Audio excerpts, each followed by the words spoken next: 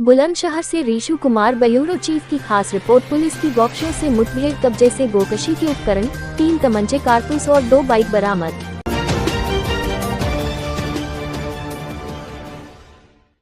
बुलंदशहर में पुलिस की गौशाला से मुठभेड़, पुलिस की गोली से घायल हुए 3 गौकश। घायल गौकशों के कब्जे से गोकशी के उपकरण, 3 तमंचे, कारतूस और 2 बाइक बरामद। गिरफ्तार गौकशों का है भारी भरकम आपराधिक इतिहास, कई स्थान में दर्ज है मुकदमे। बुलंदशहर कोतवाली देहात और स्वाट टीम ने गौकशों को किया गिरफ्तार।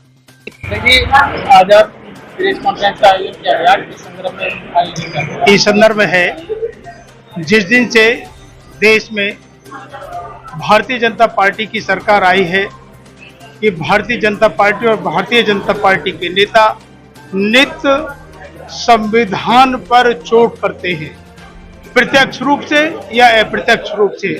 अभी आपने देखा होगा, माननीय उच्चतम न्यायालय का एक आदेश आया कि अनुसूचित जाति और जनजाति में क्रीमी लेयर का, आप उसके पीछे आप तलाशने का काम करेंगे। जो मंशा भारतीय जनता पार्टी की है, उसी मंशा को माननीय उच्चतम न्यायालय ने भी अपने आदेश में कहा है।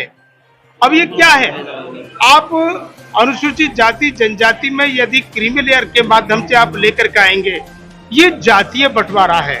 एक बहुत बड़े वर्ग को बड़े साजिश के तहत भारतीय जनता पार्टी के लोग बांटने का काम करते हैं।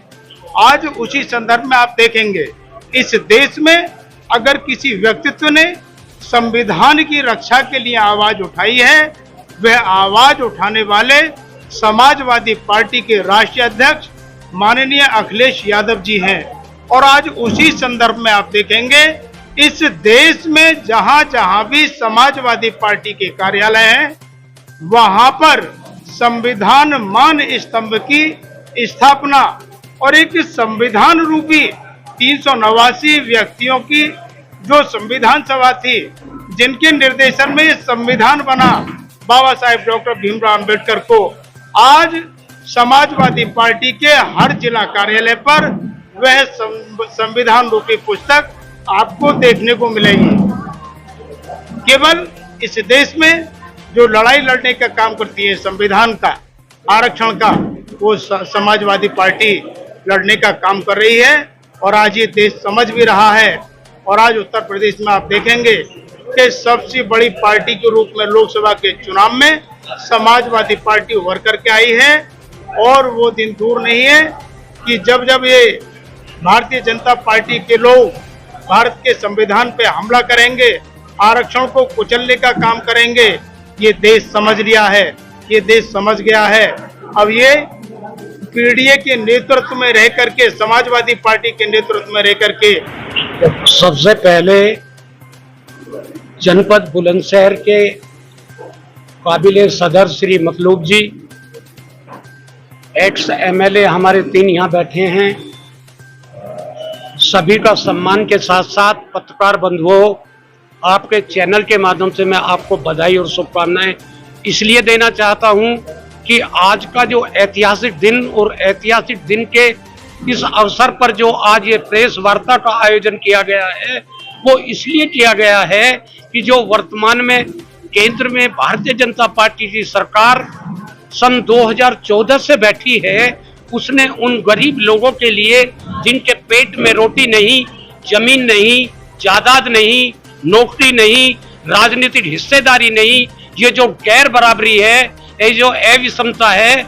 ये जो असमानता है, और सबसे बड़ी बात जो संविधान में सभी जाति सभी वर्गों के लिए समानता की बात कही गई है, उसकी घोर उल्लंघना करते हुए इस भारतीय जनता पार्टी ने संविधान का अपमान किया है।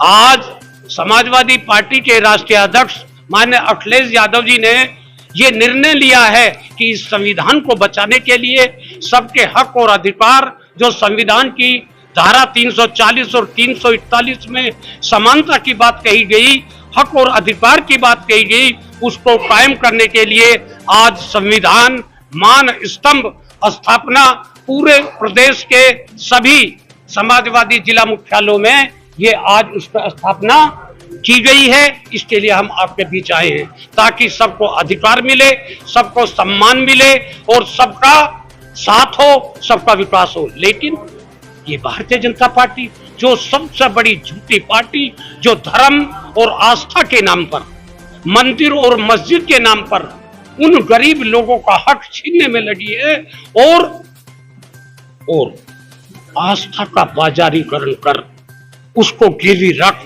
वोट को लूटकर आस्था और विश्वास के नाम पर ये सत्ते में आते हैं।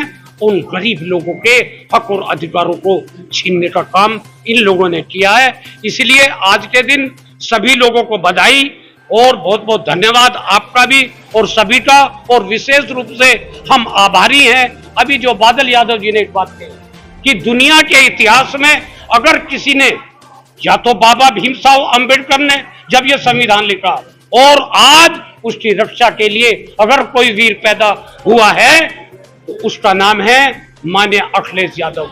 आज उन्होंने स्थापना की है, इसलिए उसके लिए आज हम आए हैं।